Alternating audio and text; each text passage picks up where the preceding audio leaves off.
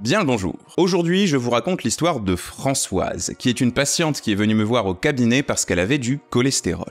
Et vous allez voir aujourd'hui comment, en 3 mois, Françoise est passée d'une prise de sang qui faisait peur à son médecin, et à son médecin qui voulait qu'elle prenne des statines, donc des médicaments qu'on doit prendre toute sa vie pour faire baisser le cholestérol, à Françoise, 3 mois plus tard, avec absolument aucun problème de prise de sang, une prise de sang de jeune fille comme j'aime le dire, et ce cholestérol qui a disparu sans prendre le moindre médicament. D'ailleurs, aujourd'hui, je te parle de Françoise, mais il faut que tu saches que ça fait maintenant 10 ans que je suis diététicien nutritionniste, j'ai vu plus de 5000 patients, et je ne compte même plus le nombre de patients et de patientes qui sont venus me voir avec des problèmes de cholestérol, et à qui j'ai dit « laissez-moi 3 mois, refaites une prise de sang, et vous verrez ». Et bien aujourd'hui, c'est de ça dont je vous parle, et on commence tout de suite.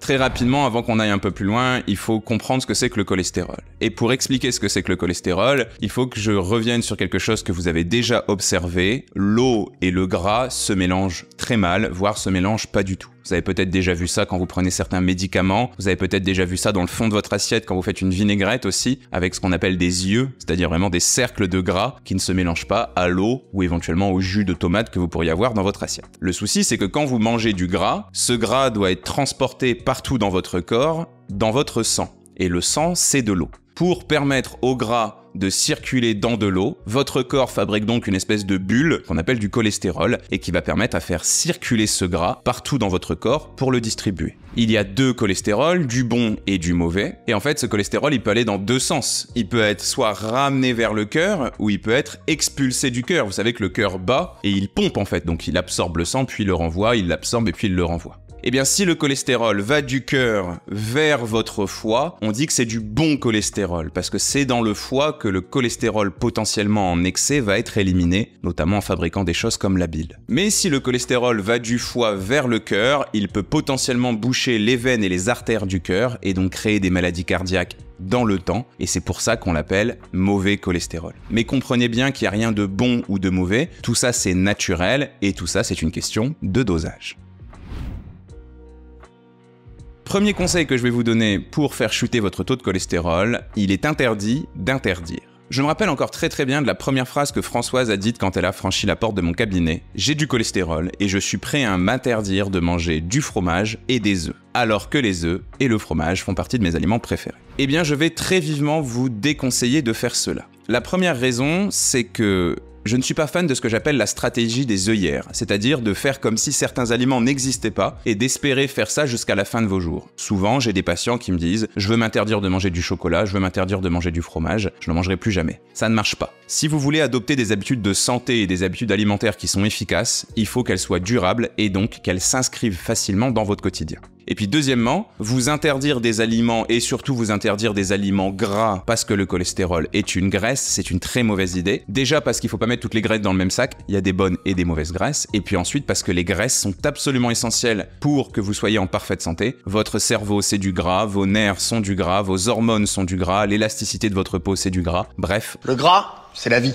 Ensuite, dans cette continuité, on fait aussi très souvent la guerre aux œufs. Et comme je le dis très souvent, si votre médecin traitant vous dit que les œufs donnent du cholestérol, changez de médecin traitant. Ça fait maintenant 20 ans qu'on a prouvé scientifiquement que c'était vraiment une légende urbaine, et d'ailleurs j'avais fait une vidéo sur le sujet que je vous remets juste ici et dans la description.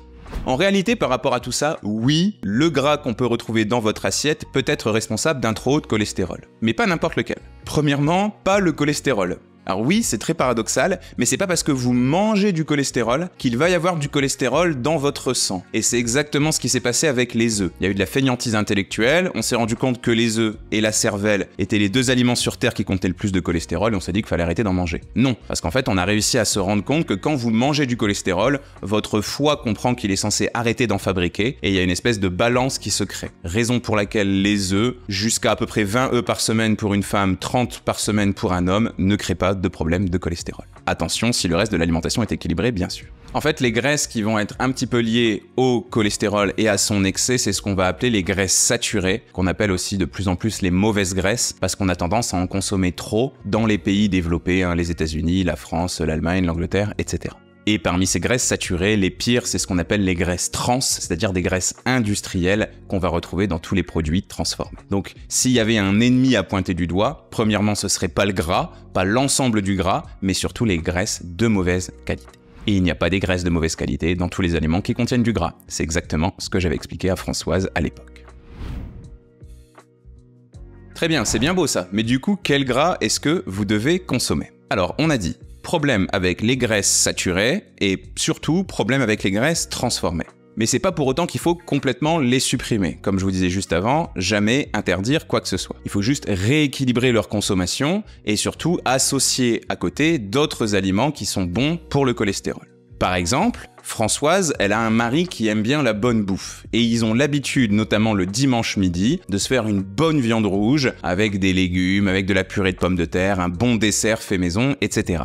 Et c'est une habitude qui était très précieuse pour Françoise et son mari, à laquelle elle ne voulait pas que je touche. Bonne nouvelle, hors de question d'y toucher. Premièrement, le mot important dans la phrase que je viens de vous citer, c'était le mot fait maison. Il ne faut pas tout confondre. Et si vous faites des plats fait maison, vous limiterez grandement les risques d'avoir du cholestérol. Deuxièmement, Françoise m'avait bien précisé que c'était uniquement le dimanche midi. Donc en termes de fréquence, on est sur quelque chose d'assez rare. Et puis troisièmement, Françoise a bien précisé que c'était quelque chose de très important pour elle et son mari. Donc, mon rôle de nutritionniste, c'est pas de lui demander de modifier cette habitude alimentaire. Mon rôle de nutritionniste, c'est plutôt de prendre cet alimentaire comme quelque chose d'obligatoire et d'aller construire autour pour que l'ensemble de sa semaine soit équilibré. Et c'est comme ça qu'elle a pu garder cette bonne petite habitude de son plaisir dominical avec son mari.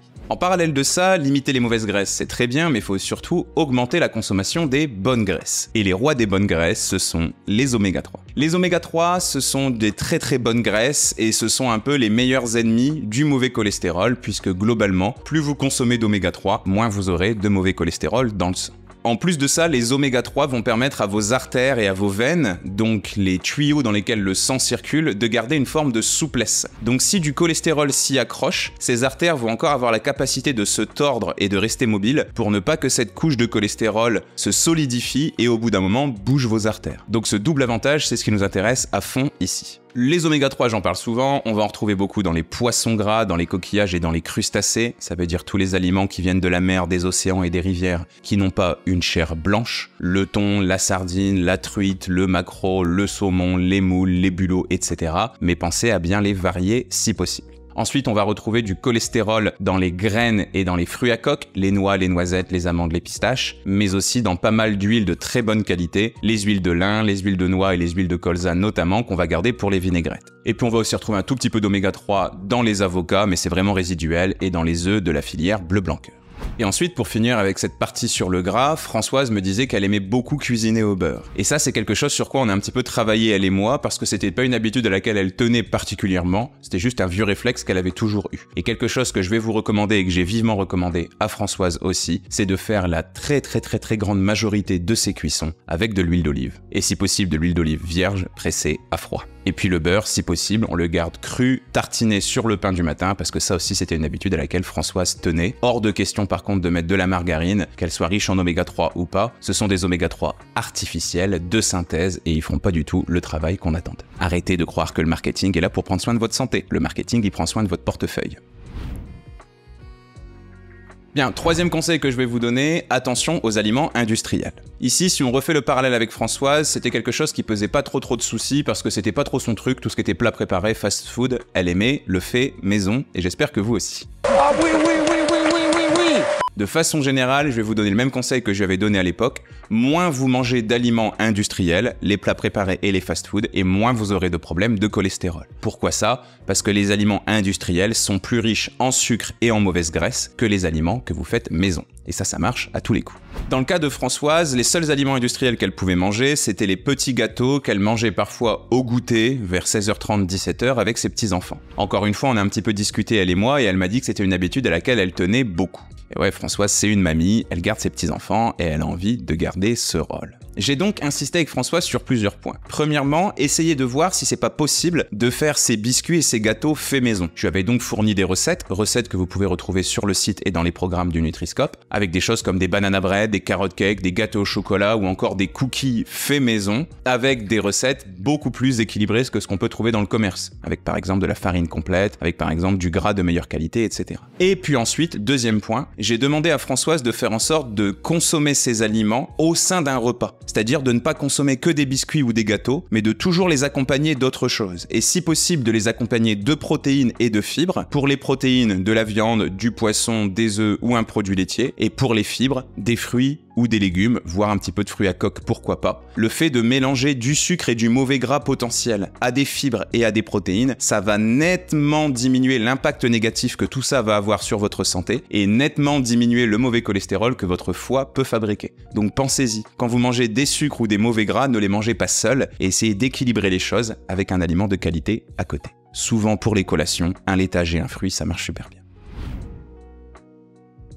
Quatrième point sur lequel insister pour faire chuter votre taux de cholestérol, ce sont les fibres. Les fibres, j'en parle très souvent dans mes vidéos, ce sont des espèces de fils alimentaires qu'on va retrouver dans les fruits et les légumes principalement, mais de manière générale aussi un petit peu dans les féculents complets et les fruits à coque, les noix, les noisettes, les amandes, etc. D'ailleurs, la meilleure manière de vous illustrer ce que c'est une fibre, c'est de vous parler des amandes complètes. Parfois, on a des espèces de petits fils alimentaires qui sont coincés entre les dents. C'est ça, une fibre. Ici, l'astuce que j'ai proposée à Françoise et que je vous propose aussi, c'est la suivante. À chaque fois que vous faites une prise alimentaire, matin, midi, après-midi et soir, il faut qu'il y ait des fibres à l'intérieur. C'est simple comme bonjour. Regarde, dis bonjour. Tu vois, c'est simple. Vous pouvez aussi prendre ça à l'inverse en vous disant que s'il n'y a pas de fibres dans votre repas, vous allez augmenter vos risques d'avoir du mauvais cholestérol dans le sang. Vous devez connaître ça comme une poésie. Et donc concrètement, qu'est-ce que ça donne? Les fibres, ce sont surtout les fruits et les légumes. Donc votre travail et celui de Françoise, c'est donc de mettre des fibres à chaque repas grâce à des fruits et ou des légumes. Pourquoi est-ce que c'est intéressant? Parce qu'il est scientifiquement prouvé qu'un repas qui contient davantage de fibres va encore une fois engendrer une fabrication de cholestérol moins importante par votre foie. Et ça, je viens de vous l'expliquer il y a quelques secondes avec ce fait de mélanger du sucre et du gras avec des fibres et des protéines. De façon concrète, qu'est-ce que ça veut dire? Ça veut dire que le matin, je vous conseille, tout comme je l'ai conseillé à Françoise, vivement de manger un fruit tous les matins. Une portion d'environ 100 grammes de fruits, et si possible des fruits français et de saison, c'est-à-dire des fruits qui ont eu le temps de pousser dans les bonnes conditions, afin d'être sûr qu'ils contiennent suffisamment de fibres. À la collation de l'après-midi, je vais vous donner le même conseil, une portion de fruits, mais si possible, une portion de fruits différente de celle du matin. On met tous les fruits dans le même sac, mais si vous mangez 2 ou 3 bananes par jour, ça va pas être top sur la durée. Pareil si vous mangez 2 ou 3 oranges. Il n'y a pas forcément de fruits à exclure ou de fruits qui sont pires ou meilleurs que d'autres, le secret c'est la variété. Donc le petit-déj et la collation, c'est fait pour les fibres. Le midi et le soir, c'est pas compliqué. Vous mettez une belle portion de légumes. Au moins 150 grammes de légumes, poids final dans l'assiette. Et si, même en hiver, vous pouvez garder des légumes intacts, c'est-à-dire ne pas faire que des soupes, c'est encore mieux. Parce que quand vous faites une soupe, malheureusement, vous découpez et vous détruisez un petit peu ces fibres-là. On a donc un fruit le matin, une source de légumes le midi, un fruit à 4 heures et une source de légumes le soir. Et bien si possible, sur l'un des deux desserts, midi ou soir, vous rajoutez une portion de fruits et on arrive bien à la quantité de fibres que je souhaite que vous consommiez tous les jours, ce qui donne à peu près entre 500 et 600 grammes de végétaux, donc fruits et légumes, chaque jour. En parallèle de ça, il y a aussi des fibres dans certains types de féculents, qu'on va appeler les féculents complets, et c'est la raison pour laquelle, pour le riz, pour les pâtes, pour la semoule, la farine et le pain, je vous conseille vivement de les prendre en version complète ou semi-complète afin d'avoir un peu plus de fibres à l'intérieur. Cinquième et avant-dernière astuce pour lutter contre le cholestérol, prenez soin de votre ventre. Et là, je refais le parallèle avec l'histoire de Françoise, avec qui j'avais fait ce qu'on appelle une anamnèse. Une anamnèse, c'est une série de questions qu'on pose au début d'une consultation pour comprendre les objectifs et le passif d'un patient. Et je me rappelle bien que Françoise m'avait dit avoir des soucis de transit. Et là, tout de suite dans ma tête, ça a fait tilt. Elle avait certainement un problème avec les bactéries qu'elle avait dans son ventre. Bien évidemment, je suis pas arrivé à cette conclusion en quelques secondes, il a fallu que je pose beaucoup plus de questions, mais j'en étais presque sûr. Et pourquoi ça a son importance? Parce que dans votre ventre, tout comme à peu près partout dans votre corps, mais surtout dans vos intestins, vous avez des bactéries qui vivent. Des bactéries qui sont bonnes pour votre santé, qu'on appelle la flore intestinale ou encore parfois les bactéries probiotiques. Ces bactéries, elles ont besoin de se nourrir pour vivre, comme à peu près n'importe quel être vivant sur cette planète. Et elles vont se nourrir des fibres, dont je viens juste de parler, qui vont un petit peu pourrir dans nos intestins, ou le mot plus adapté, ce serait qu'ils vont fermenter dans nos intestins. Donc premièrement, si on consomme pas assez de fibres, ces bactéries peuvent pas être en bonne santé. Et donc comme c'était le cas de Françoise, vous aurez bien compris qu'il y a un lien direct entre les deux. Et pourquoi ça pose problème? Eh bien comme l'étude que je vous remets juste ici et celle que je vous mets dans la description, il est prouvé que des bactéries intestinales qui ne font pas bien leur travail, ça augmente la fabrication de mauvais cholestérol par votre foie. Donc ici ça passe par plusieurs réflexes. Premièrement, je viens d'en parler, consommer suffisamment de fibres. Deuxièmement, observez un petit peu votre tolérance aux aliments. Il est possible qu'il y ait certains aliments que vous ne tolérez tolérez pas. Ça peut être les aliments de la famille des choux, par exemple. Moi, me concernant, c'est le poivron. Et peut-être que ça peut être pas mal d'observer un petit peu ces habitudes-là, et puis d'exclure les aliments que vous ne tolérez pas, parce que forcément, si vous consommez trop souvent ces aliments, vous allez abîmer un petit peu la santé de votre transit, et donc abîmer aussi ces bactéries qui vont moins bien faire leur boulot. Et puis le troisième réflexe, c'est peut-être une fois de temps en temps de faire une petite cure de probiotiques, c'est-à-dire des compléments alimentaires qui contiennent ces fameuses bactéries. Et l'un des probiotiques que je conseille le plus à mes patients, c'est l'Actibian des laboratoires Pilège. C'est pas une vidéo sponsorisée, c'est un complément alimentaire qui fait vraiment bien son travail. Par contre, attention, les effets du probiotique sont censés s'installer dans le temps. Le but, c'est pas que ça fasse son travail pendant les 30 jours de cure et une fois la cure finie, que les progrès disparaissent. Si c'est le cas, vous avez peut-être un petit souci d'acidité métabolique, c'est-à-dire que c'est peut-être un petit peu trop acide dans vos intestins, et le mieux, c'est d'aller consulter un diététicien nutritionniste pour en savoir un peu plus.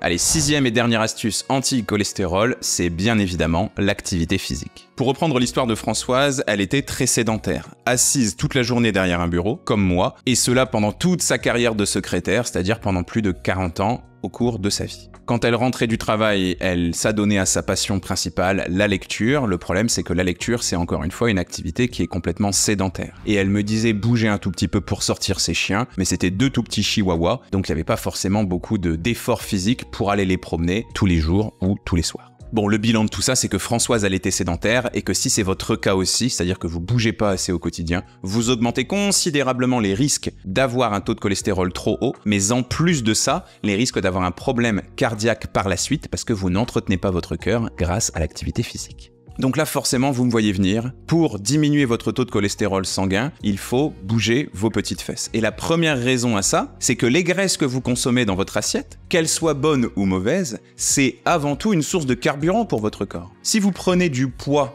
après avoir fait un repas qui n'est pas équilibré, c'est parce que vous n'avez pas utilisé les calories apportées par ce repas comme source de carburant. Parce que si vous aviez brûlé ces calories, par exemple en faisant de l'activité physique ou en réfléchissant beaucoup, vous n'auriez pas stocké cette énergie. Eh bien la logique, elle est exactement la même ici. Le meilleur moyen de ne pas avoir de cholestérol dans le sang, c'est de ne pas avoir trop de graisse dans le sang. Et le meilleur moyen de ne pas avoir trop de graisse dans le sang, c'est de les brûler, c'est de les utiliser comme du carburant en se dépensant grâce à une activité physique. Et là, je reprécise bien, comme je l'avais dit à Françoise, j'ai parlé d'activité physique, j'ai pas parlé de sport. Bien évidemment que vous pouvez faire du sport, du crossfit, de la natation, de la danse, du HIIT, peu importe, un sport qui vous plaît. Personne ne vous oblige à aller à la salle ou à aller courir. Mais si vous n'aimez pas le sport, vous pouvez aussi faire de l'activité physique. La différence, c'est quoi? C'est que l'activité physique, c'est quelque chose qui se fait sans forcément être dans une tenue de sport, sans forcément qu'il y ait des championnats du monde de cette discipline, sans forcément que vous vous rendiez compte que vous êtes en train de vous dépenser. Et ça regroupe des choses comme le bricolage, comme le jardinage, comme l'activité sexuelle, comme jouer avec son chien, comme déneiger devant chez soi, comme danser avec son mari 10 minutes de valse tous les soirs, chose qu'a fait Françoise. Bref, l'important, c'est de bouger vos fesses. Que vous le fassiez par le sport ou en modifiant un petit peu votre quotidien, ça fonctionnera, mais pensez-y, c'est super important, et d'ailleurs que vous ayez du cholestérol ou pas. Donc si vous êtes comme Françoise et que vous avez un petit peu de cholestérol, ne prenez pas de statine, c'est-à-dire des médicaments, tout de suite.